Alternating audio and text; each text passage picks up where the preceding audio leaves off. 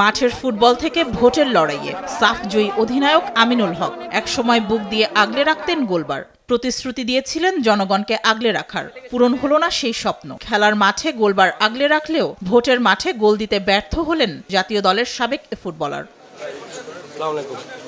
ঢাকা ১৬ আসনে ধানের শীষের প্রার্থী আমিনুল হককে হারিয়ে জয় পেয়েছেন জামায়াতে ইসলামীর আব্দুল বাতেন।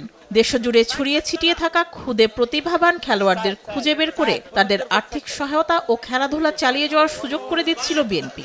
সেই কাজটি সুচারুভাবে পালন করছিলেন আমিনুল।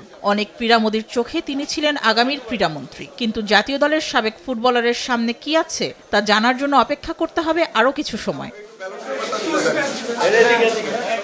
তবে আমিনুল হক হারলেও ভোটের লড়াইয়ে জয় পেয়েছেন ক্রীড়া সংশ্লিষ্ট আরও অনেকেই। ভোলা ৩ আসনে জয় পেয়েছেন বিএনপি মনোনীত মেজর হাফিজ উদ্দিন আহমেদ। স্বাধীনতার আগে ১৯৬৭ থেকে ১৯৭০ সাল পর্যন্ত তিনি খেলেন পাকিস্তান জাতীয় ফুটবল দলে। প্রতিনিধিত্ব করেছেন মোহামেডান স্পোর্টিং ক্লাবের হয়েও। ছিলেন বাংলাদেশ ফুটবল ফেডারেশনের সাবেক সভাপতি।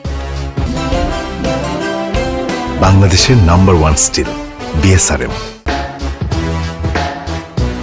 শুধু ফুটবল নয়, ভোটের মাঠে জয় পেয়েছেন ক্রিকেট সংশ্লিষ্টরাও।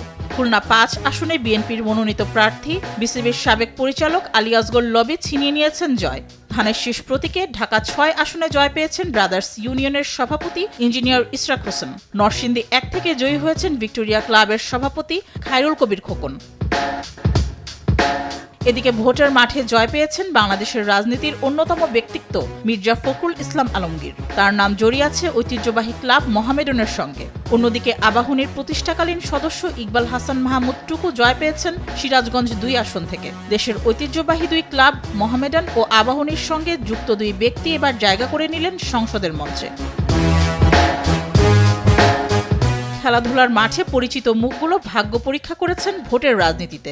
ক্রীড়াপ্রেমীদের আশা, যারা নির্বাচিত হয়েছেন মাঠে যেমন তারা ছিলেন দলের ভরসা, সংসদে তেমনই হয়ে উঠবেন ক্রীড়ার উন্নয়নের চালিকা শক্তি। মেহজাবিন হোসেন, স্পোর্টস ডেস্ক, দেশ টিভি।